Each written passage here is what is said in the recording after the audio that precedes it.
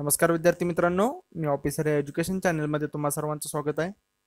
आज आपण 5 एप्रिलच्या इम्पॉर्टंट अशा चालू घडामोडी पाहणार आहोत.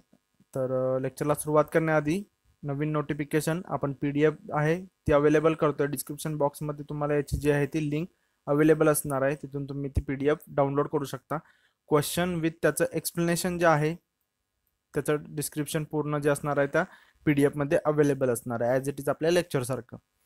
जर तुम्हाला हा पॅटर्न आवडला तर तुम्ही लाईक करायला विसरू नका. तुमच्या मित्रमैत्रिणींच्या व्हॉट्सअप टेलिग्राम ग्रुपमध्ये नक्की शेअर करा. आणि ज्यांनी कोणी चॅनलला अजूनपर्यंत सबस्क्राईब केलं नसेल त्यांनी खाली सबस्क्राईब नावाचं बटन आहे, त्या बटनवरती क्लिक करा. त्यानंतर तुम्हाला एक बेल आयकॉन येईल, त्या बेल आयकॉनवरती सुद्धा क्लिक करा, जेणेकरून नवीन व्हिडिओ अपलोड केले की तुम्हाला नोटिफिकेशन येईल. ओके, चला सुरुवात करू आता कालच्या क्वेश्चन पासून. बघा, 12व्या एशियन एअरगन चॅम्पियनशिपमध्ये भारताने किती पदके कमाविली? भारतीय नेमबाजांनी जे आहे ते आशियाई एअरगन अजिंक्यपद स्पर्धेमध्ये जे आहे ते चांगली कामगिरी केलेली आहे. आणि याच्यामध्ये एकूण पदके विचारलेली आहेत तर ती आहेत 25. म्हणजे याचं उत्तर आहे पर्याय क्रमांक 1, 25. मग याच्यामध्ये तुम्हाला स्पेसिफिक सुद्धा माहित पाहिजे. तुम्हाला सुवर्ण स्पेशली माहित पाहिजे की किती होते, तर तुम्हाला असं विचारलं जाऊ शकतं किती, तर ते सुवर्ण 16 आहेत, 5 रौप्य आहेत आणि बाकीचे जे आहेत म्हणजे किती 4 ते ब्रॉन्झ आहेत. जस्ट तुम्हाला याच्यातून स्पेसिफिक डिटेलमध्ये जर क्वेश्चन आला तर तुम्हाला हे तिन्ही पदकांचं जे आहे ते टॅली माहीत पाहिजे. तुम्हाला असं विचारलं जाऊ शकतं की खालीलपैकी 12व्या एशियन एअरगन चॅम्पियनशिपमध्ये भारताने किती सुवर्ण, किती तुम्हाला ब्रॉन्झ आणि किती सिल्वर मिळवले, हे तुम्हाला असं विचारलं जाऊ शकतं. पर्यायामध्ये 16, 5, 4 त्यानंतर 25 इक्वल केलेलं असणार आणि वेगवेगळं त्याचं कॉम्बिनेशन असू शकतं. चला सुरुवात करू आता आपण आजच्या पहिल्या क्वेश्चन पासून. खालीलपैकी कोणत्या बँकेने UPI वापरासाठी शुल्क आकारण्याची घोषणा केली आहे?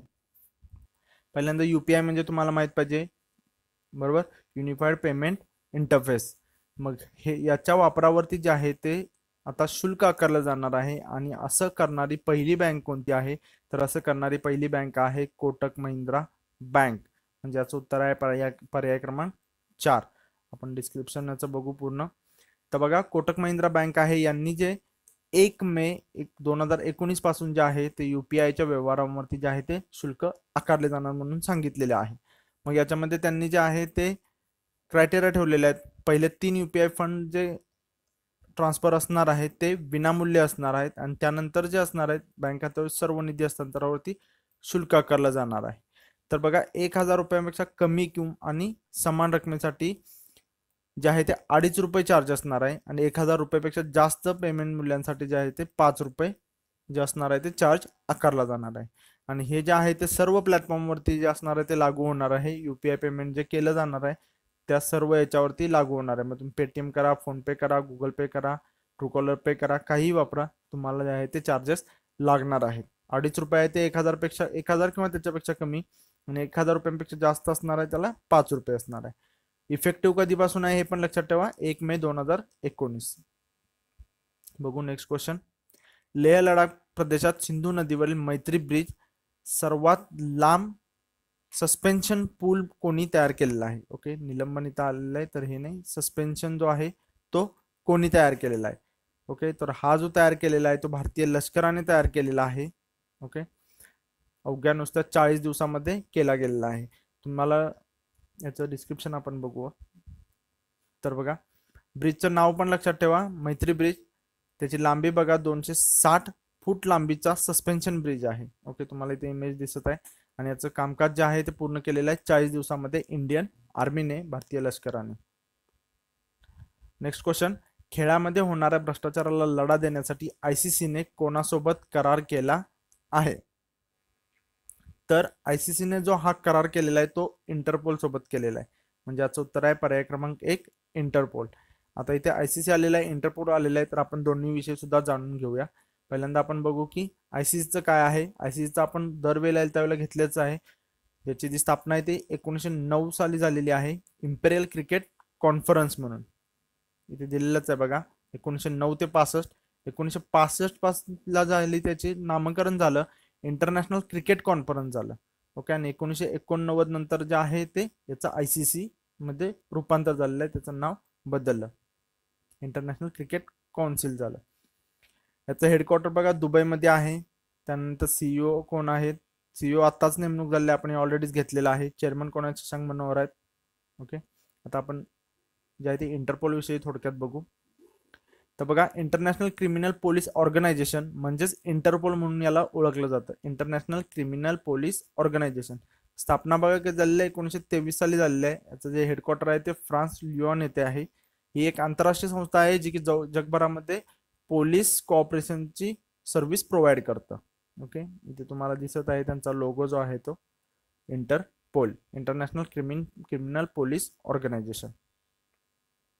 बघू नेक्स्ट.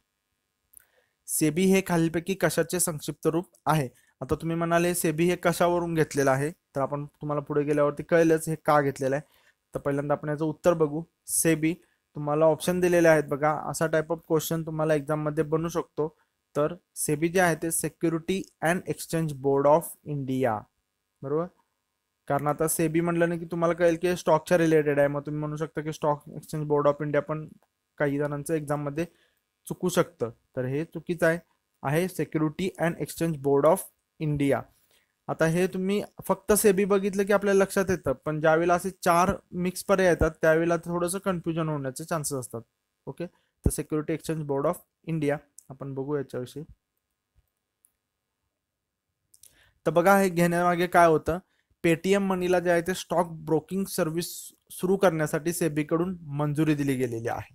ओके, ही सेबी जे आहे security exchange board of India, ते काय करतं तर पूर्ण जे आहे ते रेग्युलेशनचं काम करत असतं. ओके, आणि पेटीएमने जे आहे ते ऑक्टोबर महिन्यामध्ये जो आहे तो त्याच्याविषयी जो आहे तो लायसन्ससाठी ॲप्लिकेशन दिलेलं होतं, आणि मग त्यांना जे आहे ते आता याचं लायसन्स मिळालेलं आहे.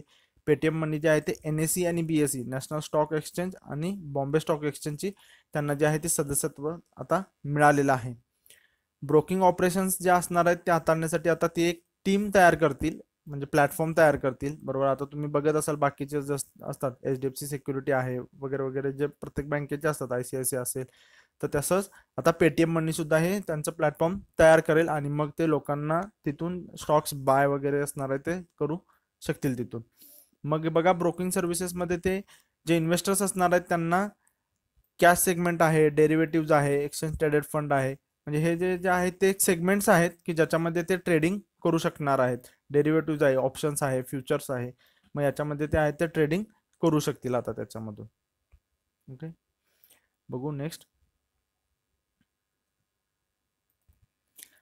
आता हे जे असणार आहे ते तुम्हाला क्वेश्चन ऑफ द डे साठी असणार आहे. तर बघा, अमेरिका जे आहे ते भारताला 24 MH-60R हेलिकॉप्टर्सची विक्री करणार आहे. ओके, सध्या भारताकडे जे आहे भारतीय नौदलाकडे ते ब्रिटिश बनावटीचं सी किंग हेलिकॉप्टर आहेत, पण ते आता जुनी झालेली आहेत. मग त्यांच्या जागी जे आहे ते हे MH-60 सी हॉक जे आहे हे हेलिकॉप्टरचं आता जागा घेणार आहे.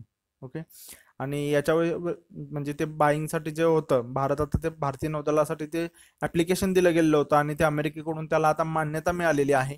मग आता याचं जे आहे ते 2020 ते 24च्या दरम्यान जे आहे ते हे अवेलेबल केले जातील आता भारतीय नौदलाला. हेलिकॉप्टर्स जे बघा जमिनीवर मारा करण्याची आणि पाणबुडीचा वेध घेण्याची याच्याकडे क्षमता आहे.